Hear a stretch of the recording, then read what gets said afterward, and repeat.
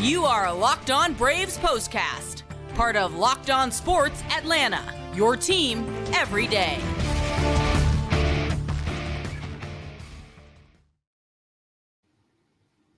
Hello and welcome into the Braves POSTCAST, part of the Locked On Podcast Network, your team every day. Grant McAuley, Jake Mastroianni, we're working overtime. The Braves were working overtime yet again, and they did so to bring home their second consecutive win in extras against the Giants, this time outlasting San Francisco by a 4-3 score in 10, as the Braves are taking the first two games of this four-game series, one with wild card implications and one for the Braves that they very much needed to reverse their recent fortunes and get their road trip turned around. We got a lot to talk about on this edition of the Postcast. Hit that thumbs up button, subscribe to Locked On Sports Atlanta here on YouTube, and subscribe to Locked On Braves wherever you get your podcasts. Today's episode brought to you by FanDuel. This summer, FanDuel is hooking up all customers with a boost or a bonus daily. That's right. There's something for everyone every day all summer long. Visit FanDuel.com to get started. Jake, we've been waiting, I think, all summer long for the Braves to start to string some things together. This has been an up-and-down road trip and what has been an up-and-down season. It's crazy to see this club go from a series like we saw in Colorado with home runs galore, a lot of craziness, and, of course, losing the finale the way that the Braves did on Sunday, to then turn around, have one of the best pitch games of the year, win it in extras, and then turn right back around and grab another extra inning win. It's pretty crazy to see what baseball can throw at you over the course of the 162, and the Braves, I think, just happy to have a little bit of fortune on their side. Yeah, it's things maybe going the way of the Braves a little bit, something we haven't seen all year, but what a response by this team coming off the worst loss of the season on Sunday to be able to bounce back, win that tough game on Monday, and then even this one after coughing it up late, being able to respond and win this one. So some really good stuff for the Atlanta Braves. Again, we need to see longer stretches of this, but again, they very well could have folded, but it looks like they're trying to do the opposite. You've seen a lot of fire from this team the last 2 days. They know they haven't been getting going the way that they want to, and again, hopefully this is the start of something in the right direction for this team this year. Yeah, because the clock is most certainly ticking, as we've talked about. I mean, it's early until it's not over the course of a 162-game baseball season, and I would surmise that sometime in the middle of August, in the midst of the dog days of summer, you start realizing, wow, we're going to be kind of rounding third and heading home as it comes to the regular season. You know, how are the Braves going to close out this year? And the indicators were all over the place, because every once in a while you would see flashes of the club that you expect to see, and then that would be followed up by more flashes of the club that has been kind of around more than I think anybody could have imagined in 2024 as well. A club that could go on an extended losing streak, the likes of which we hadn't seen in 6 or 7 years. So it's been a very, very crazy, very tumultuous season. But I think if you're here, you already probably knew that if you've been riding along throughout this seasonal ride with us, most certainly. Early runs got the Braves started on the right foot. Charlie Morton was back to form as well. We'll talk a lot more about Charlie later on, but Jake, when you start to come up with a list of things that the Braves needed in order to grab a win in this game, you had to have a well-pitched game, a good start from Charlie Morton on your list. Certainly, and the Braves pitching staff over the last week or so, they've been struggling, not getting deep into any of these games for a lot of these starters. And so now you obviously get it from Chris Sale yesterday, and you get it from Charlie Morton today, but extra innings too. And you have to go on to Raisel Iglesias. He's thrown 3 innings in the last 2 days, which I know we'll get to, but just, Charlie being able to bounce back. It's been kind of up and down for Charlie here over the last couple of months. So he was certainly due a good one, but there were times in this game where I felt like it could have got away from him, and he did a good job of kind of settling back in, limiting the damage and hanging around. So I thought overall was a great start from Charlie Morton, and just another good one that the Braves need more of to give them some length from their starters. Yeah, and we will talk about Charlie Morton a little bit more in the second segment of the show. I'd be remiss not to congratulate him on a milestone, 2,000 strikeout for Charlie Morton, maybe one of the most improbable members of that club in MLB history when you consider where he was in his early 30s in relation to getting to 2,000 strikeouts. I don't know that too many people would have expected him to be, putting together the career that he has throughout his late 30s and into his 40s now as he's pitching for the Braves. But we will get to that a little bit more later. But we got to talk about his battery mate, Travis d'Arnaud, a home run and another extra innings RBI. That's back-to-back nights for Travis d'Arnaud, who continues to be an important part of the Braves offense, which, as we very well know, Jake, is searching for answers, searching for a spark, searching for big hits. And Travis d'Arnaud seems to be a guy who is the moment's never too big for him. It's not, and it's a veteran, doing what he needs to. And the catcher position for the Braves has been great overall. Both he and Sean Murphy have been playing really well for over a month now. So good to see those two guys really getting going. And it's really helped to lengthen the lineup, which we talked about. You got those guys hitting in the 5th, 6th spot in the order behind some of those big guys at the top. So that's been really good to see. But as you mentioned, just a wonderful game for Travis Darno. Not only the home run, not only the extra innings hit to drive in the winning run, also threw out a base runner in this game as well. So doing a little bit of everything. And again, just kind of that veteran presence, that one of those leaders in the clubhouse, and again, even if he's not, playing every day, not even in a full-time capacity, he is still certainly a leader there. And it just seems like when the Braves need him, he steps up. And that at bat in the 10th inning, just incredible job. And he wasn't looking to do that to move a runner over. He's trying to shoot one through that hole to get a hit to drive in the run, because there's one out there. There's no reason to really try to move him over, but just he is one of those guys. We talk about this lineup. There's not many situational hitters in this lineup. Travis Darno is one of those where he can pepper that right side of the infield if he wants to take advantage of that. And so just a great at bat from him. Great game from Travis Darno. Yeah, and you could see him trying to do it throughout the course of that at bat, and he got down very quickly, but was able to foul off a couple pitches, work that count, eventually hit it just far enough over to make it a difficult play at second base. And as it happened, enough to get the Braves across with the go-ahead run in the top half of the 10th. The bottom half, one of the stranger plays in this game, it ended up being called batter's interference. I'll go ahead and give you that spoiler because I couldn't figure out exactly what happened based on the numerous replays. Home plate umpire, though, called it immediately. I didn't really see anything that it looked like to me constituted interference. And Travis Darno, more to the point, just sprung out from his crouch, picked up that ball in fair territory, fired it down to third. And as you know, with the runner at second base to start the inning, that's a huge play to gun down that lead runner. He ended up going back. The batter ended up being called out as it happened. The Braves were able to win that game, but it was just another heads-up play from Travis Darno. Even if this one doesn't technically count, he was all over the place in this game. And I know there's been some discussion about the playing time behind the plate, the at-bat tonight, some of the other moments. I think just kind of an example why the timeshare for Travis Darno and Sean Murphy, I think, can kind of swing in different directions as it needs to for the Braves. And I think as much as anything, Jake, the offense has been provided by Travis Darno, some of the big hits, and the way that he has been swinging the bat for a while now. And with Sean Murphy finally kind of joining that parade of getting some more hits, the Braves are in a pretty good place behind the plate with this duo. They certainly are. Like I said, both of those guys playing really well at the moment offensively. We know what Sean Murphy can do defensively. Travis Darno, like I said, throwing out a runner tonight. So it's just great to see. Look, the conversation about Sean Murphy has nothing to do with Travis Darno. Travis Darno is great, and he deserves to get those opportunities. It's more so, everybody keeps going back to the trade for Sean Murphy and was it necessary or not? But Sean Murphy's been really good. I think he's going to be really good for this Braves team for a while. But Travis Darno, just that steady veteran presence, like I said, on this team that, whatever capacity, if it is a guy that's going to start once every 3 games, it just feels like he comes in and gets the job done. And on that interference play, I was going to be really upset, Grant, if that runner from second scored, because I have no idea why they called that back. I didn't see anything on the replay to show any type of interference. It was a great play, as you mentioned, by Travis Darno. Cutting down that runner would have been huge. It was huge either way. You do get the out. But again, sending that runner back to the second, that ended up being working out badly for the Braves. They would much rather have the out and runner at first base. But again, Iglesias able to close it down, and it ended up not mattering. Yeah, and I'm sure we don't have to waste a bunch of time on this. I'm sure it's a blind spot in the replay system to where maybe I don't even know if it could be challenged. Who knows? Somebody can figure it out in the comments if you really want to. I don't plan on reading through all of that stuff. It's already late as it is. But either way, the Braves were able to work their way through it. But it did seem like and feel like, it kind of to your point, it's just going to be one of those bad breaks for the Braves where they might have had something go better than they, or the best possible way, and then have it taken away and then give extra life to the team that they're playing. But as it happens, that was not the case on this night. So we'll stick a pin in it. Leave it right there. Ramon Laureano homered in this game. He got the scoring started. Jorge Soler had an RBI in this one. Travis Darno, a solo home run.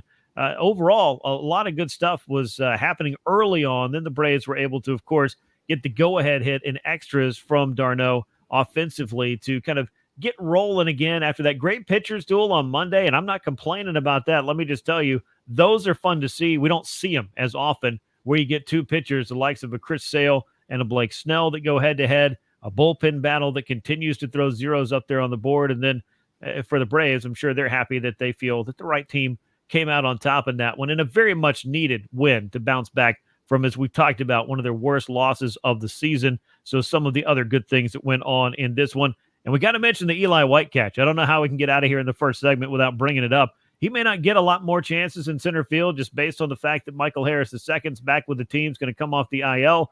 But Eli White was the right man in the right spot at the right time tonight for the Braves in the top half of the ninth, or excuse me, the bottom of the ninth inning. Yeah, what an incredible catch. I thought off the bat maybe that ball was gone, and then I thought certainly it's going to be a double off the wall. I didn't really think he had a good beat on it, and then all of a sudden he caught it. Just an incredible catch, and, you got to give credit to Brian Snitker. He started him tonight over Duvall, and he ends up, making a big play there. So, yeah, just a great catch from Eli White. Yeah, just a little bit of extra defense when you certainly needed that defense. So the Braves able to do some good things in this one, pick up the win in extras, 10 innings, as a matter of fact.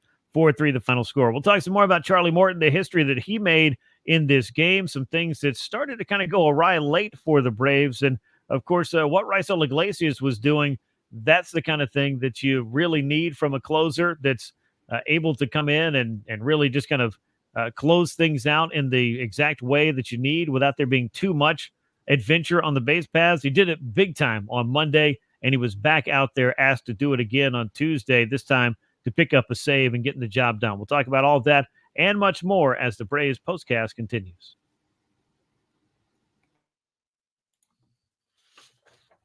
I love sports, and I love them so much, I never want them to stop. And FanDuel lets me keep the sports going whenever I want. All I have to do is open up the app, dream up bets anytime I'm in the mood. And this summer, FanDuel is hooking up all customers with a boost or a bonus daily.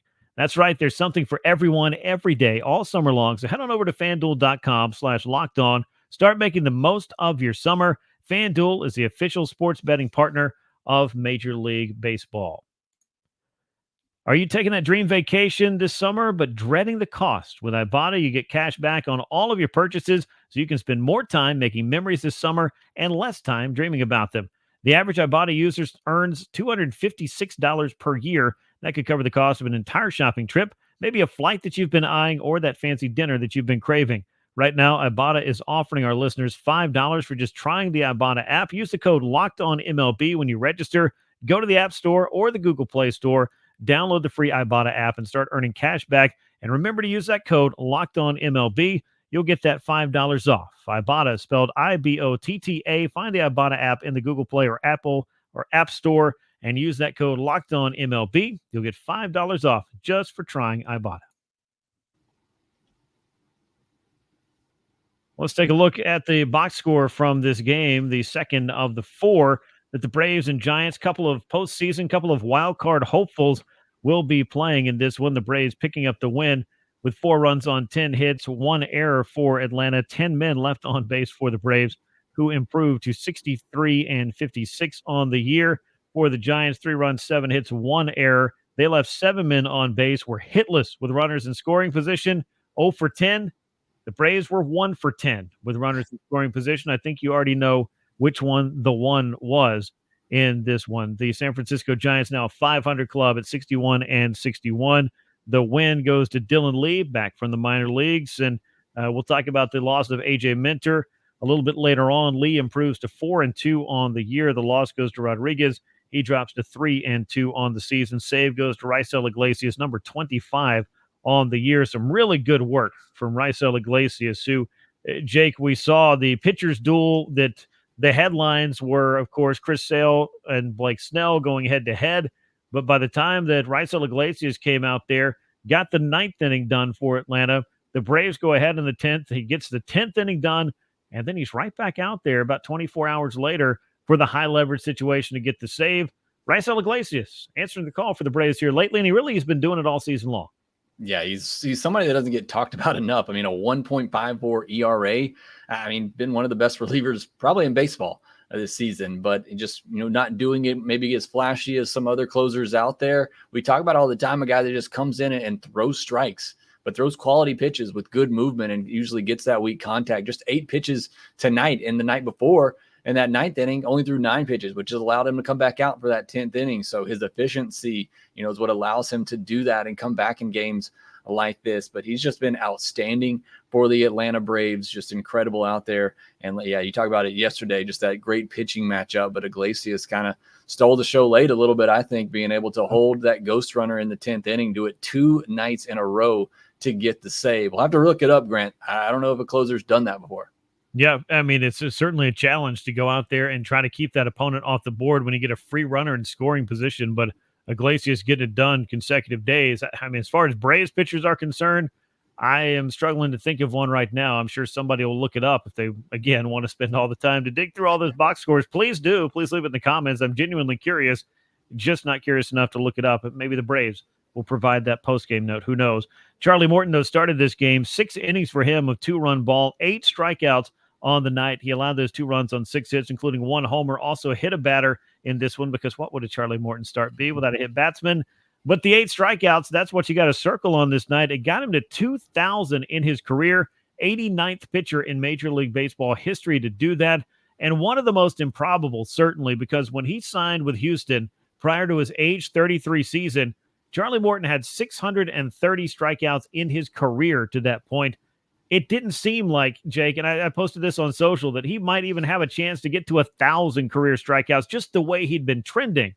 But now all of a sudden we're talking about one of the better strikeout pitchers of the last, 6, 7, 8 years in all of baseball, and he gets to 2,000 in his career. A nice milestone for a pitcher who has certainly been, I think, the model, the poster child for a late career renaissance. Yeah, when you look up MLB's late bloomers, Charlie Morton's got to be near the top of that list. Just an incredible second half of his career, what he's able to do, and quite an accomplishment getting to 2,000 and strikeouts, something less than 100 pitchers have done in the history of the game. So, I mean, just great work by Charlie Morton. That strikeout stuff is there. Even in these last couple of years, he's had his ups and downs, but that curveball, still one of the best in all of baseball, and it's capable of getting those big strikeouts as it did tonight.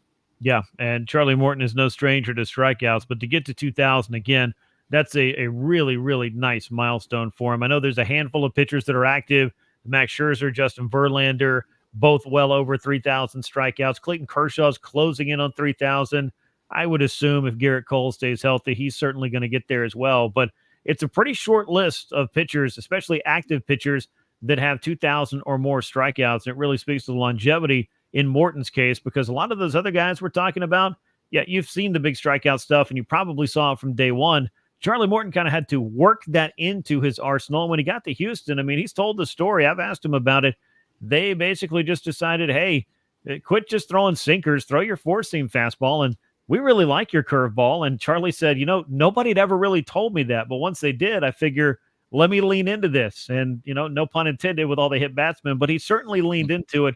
And it has given him some great results. So congratulations again to Charlie Morton on strikeout number 2,000 here at age 40. Again, just a really nice milestone for him.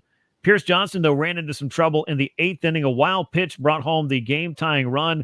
That, Jake, was kind of one of those things where, when we talked about how brutal the loss was against Colorado, and it didn't had to look at it and say, well, there weren't walks, there weren't wild pitches, there weren't strange things happening. It was just a club hitting and getting their way on base, and just, as the old saying goes, keeping the line moving. But when you have one of those nights where you overcook a curveball and the tying run comes in, you start to wonder, are you going to be able to win back-to-back games in extras? And fortunately, the Braves were able to pass that test. But for Pierce Johnson, a moment there where he wasn't quite able to get the job done and close the door fast enough.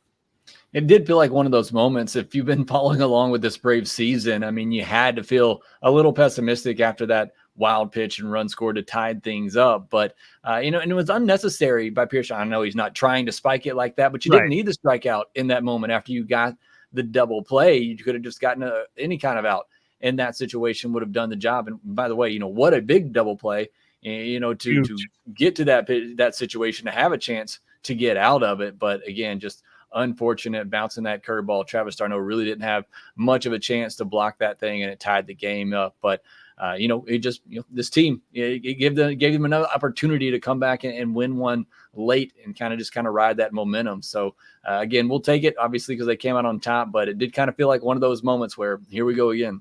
Yeah, but these last two games, I think, to the bigger point that you're touching on, I mean, these are the kind of games that you need to see the Braves win, where they get tested a little bit and they're able to bounce back and find that answer. And it's been a season where certainly they've had a lot of challenges, a lot of tests thrown at them. But to go into San Francisco against a club that have been playing some very good baseball, the Braves pretty much coming in the exact opposite end of the spectrum, having not played really great baseball and winning two games by hook or by crook by one run. Who cares? Extra innings doesn't matter. It's just the fact has come down to this point that the Braves need wins in any way, shape, or form. And these are a couple of nice ones to start off this series.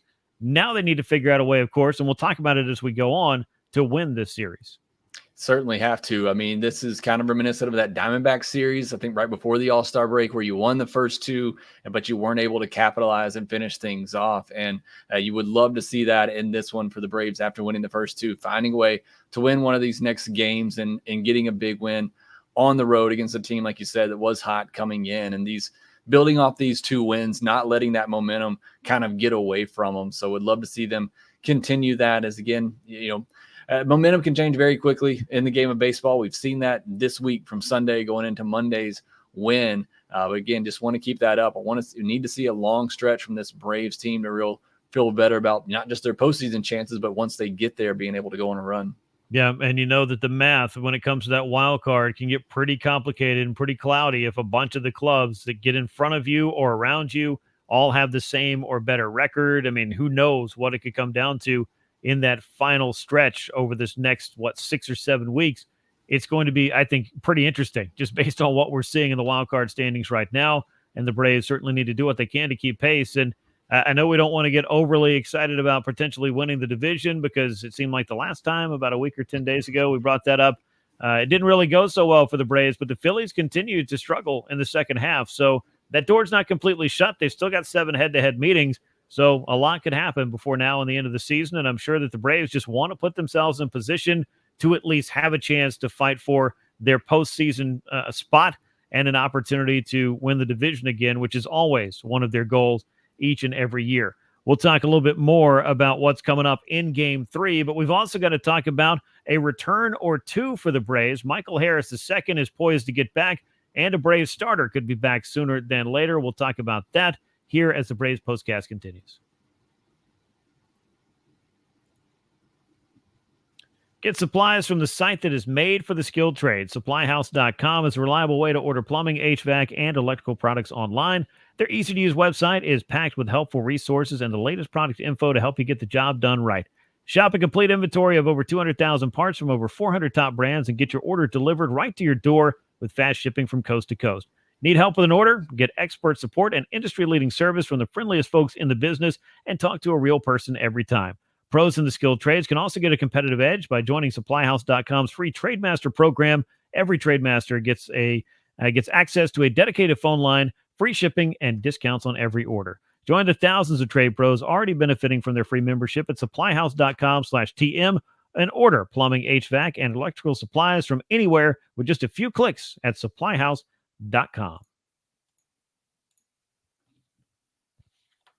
Well, Jake, Game 3 of this 4-game set is coming our way on Wednesday. I think the question becomes, with the return of Michael Harris II, long overdue for this Braves team, it could really be a shot in the arm, and a shot in the arm for the lineup. It could certainly help out defensively. There are just so many things that it does for this Braves team. But I guess the question that comes with it is, who stays and who goes in the Braves outfield? That's going to be an interesting decision that Atlanta has to make when they activate Harris from the 60-day IL. It is interesting. And like I said, the lineup on Tuesday is maybe a little bit indicating with Adam Duvall not being in there against the left-handed hitter. I know overall in the season, he has pretty good numbers against lefties, but the past 2 months, he has over a 30% strikeout rate against left-handed pitches. So even that's been declining. So we'll see which way the Braves go in this one. But either way, getting Michael Harris back, as we've talked about, going to be a big boost for this lineup. He was swinging the bat well at Gwinnett. Hopefully that carries over as he rejoins this Braves lineup. Again, we'll see where they put him. I know we've discussed that as well. I think they should probably put him 5th, 6th, 7th in the lineup, just kind of ease him back in. But, he brings that speed element, brings some great defense, and love to hear that Snickers say there's really no restrictions on him running wise, whether stealing bases, obviously playing in the outfield. So that's great to hear. I can't wait to have him back in there. Yeah, I mean, this is a huge boost and one that the Braves have been waiting on because obviously they've had a lot of losses this year for varying degrees and for lengthy periods of time. It began with Sean Murphy. Then, of course, on the pitching side, Spencer Strider went down. Of course, the biggest loss for the Braves this year, offensively speaking, and maybe all around. I mean, I don't know that we need to rank these things, but Ronald Acuna Jr. going down for the year was not part of anybody's plan.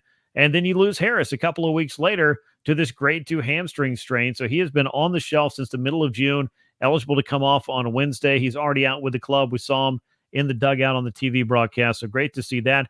Could be Adam Duvall that goes. It also, Ramon Laureano, I think, is at least a discussion point. I know that he had a home run on Tuesday in game 2, but there have been some not so great plays in the outfield that have kind of made you wonder, where exactly he fits or if he does fit. And this has not been exactly, Jake, an outfield that has had a multitude of options for the Braves to choose from in a good way. So whichever way they go, they could also option Eli White to AAA Gwinnett if they choose to do that. So it could be as simple as that, and they just ride with the veterans for a while. We'll find it all out on Wednesday, though. Certainly will, but Ramon Laureano, I know he's had his lapses in the outfield, but home run tonight, 2 hits, 4 hard hit balls. So again, you're looking for offense. You're already putting Soler out there to try to get some offense going, but you want to double that up with the guy in Laureano, who look in the past in Oakland was a really good defensive outfielder. He's just had a couple of lapses here with the Atlanta Braves team, but again, I think he's got an 800 OPS with the Braves, so he's been one of your better bats for this team. So may just want to ride that. Yeah, I don't doubt that either. That's a really good point. I think a lot of his value, maybe defensively, has always been on the fact that he has a really great arm. So he still has that, and you could do worse than having him out there in right field to try to neutralize some runners and that kind of thing. He's just got to be able to maybe pull up and make the catch rather than running past the ball in right field. Those are just the little things that could help out. But be that as it may, Michael Harris getting back is not a little thing. That is a big thing for this club. Another return in the works, Reynaldo Lopez. He made his rehab start for Gwinnett on Tuesday. 4 innings, 3 runs, 71 pitches for him, and feeling good afterwards. That's the most important thing. That was a pretty big injury scare for the Braves that came after the injury scare to Max Fried. Atlanta certainly would like to have Reynaldo Lopez back in there. Maybe just giving him this time over the last couple of weeks to kind of slow it down and rest up could be just what he needs to be back in there every 5th day for the Braves, because as we've talked about before, the Braves aren't really in a place where they can afford to continue to do the game of who can we add to the rotation every turn through. They really need to concentrate on the 5 best pitchers that they can put out there, and Reynaldo Lopez certainly one of those. He is. It'd be good to get him back in the rotation as well. 71 pitches. So you would think he would possibly be ready next time around. I mean, you're getting 80 something pitches out of Grant Holmes, 75 to 80 pitches out of Grant Holmes right now. So might as well do that with Reynaldo Lopez. So again, when they went down, it seemed like more kind of a precaution and then just a chance to kind of get him some more rest to limit those innings. You knew you didn't want him throwing, 180 innings this year anyway. So hopefully that's all it was and nothing major. He can kind of get back to doing what he was doing before and hopefully be a little bit more rested and refreshed and ready to go down the stretch. Because as you mentioned, and as Brian Snicker said, it's go time. You got to put your best guys out there every 5th day. Well, they also want to get one of their best guys back in the bullpen, I think, in Dylan Lee, who had been, I think, the victim of a roster crunch for Atlanta and some of the pieces that have been moved around for the pitching staff. He was a guy that has options. Many more pitchers in that bullpen do not. So he ended up in AAA Gwinnett. I'll call it purgatory of sorts for a while, waiting for the opportunity to come back. But unfortunately, it's the corresponding move for A.J. Minter landing on the injured list for the second time this year with that hip inflammation that he dealt with. It cost him the entire month of June.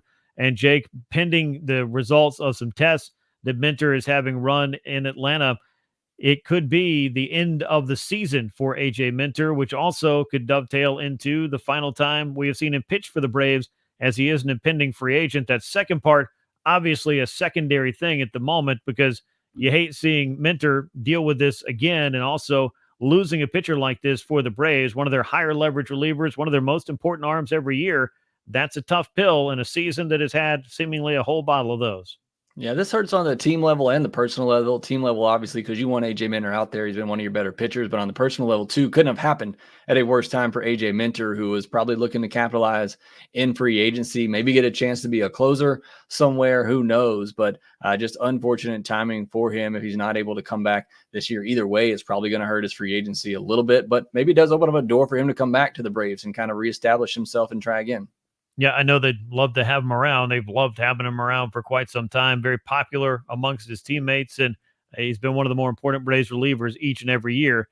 Doesn't mean it's perfect. Doesn't mean he's going to throw nothing but scoreless innings, but A.J. Minter has been nothing if not accountable the entire time through, and I think that's another thing you can appreciate person to person and teammate to teammate as well. This is a kind of a quizzical statement, but I'll make it again. Biggest start of Grant Holmes' career is set to happen on Wednesday, as he will be facing the San Francisco Giants, as these two teams with postseason aspirations will meet for the third time in this 4-game series. I mean, not that Grant Holmes has had a lot of starts to choose from, so almost every start has a chance to be the biggest of his career, but he is going to get that chance to go up against left-hander Robbie Ray, who has come off the injured list and looked pretty good for the Giants since returning. A big strikeout pitcher. Braves have already seen Blake Snell in this series. A lot of strikeouts you could expect from Robbie Ray as well if he's got his stuff working. So I think if Atlanta can figure out a way to get 5 good innings out of Grant Holmes, they'll try to reverse engineer the rest of that game with the bullpen and see if the offense can't do its job to sneak out of there with another win in 9 innings if possible, 10 innings or more if necessary. Yeah, 10 innings, a lucky inning here lately. But as for Grant Holmes, been a struggle, obviously small sample size, but batters are OPSing over 1,000 the second and third time through the lineup for Grant Holmes. So that's obviously been a struggle. And there's something there with Grant Holmes. Good stuff. This may be the last time we see him in the rotation, as we talked about with Lopez potentially coming back. Want to see the offense be patient against Robbie Ray. He does have big strikeout stuff, but also has struggled with command coming back from injury. They did a pretty good job of that with Blake Snell, pushing him out after 6+ innings. So just try it again here against Robbie Ray, see if you can get that offense going, and Grant Holmes can give you five good innings. Yeah, you'll take the 5 innings. And Grant Holmes has been a really great story. And as you pointed out, maybe not necessarily, designed to be a starting pitcher in the big leagues, but he's answering the call and doing what his team is asking him to do right now. You have to appreciate that.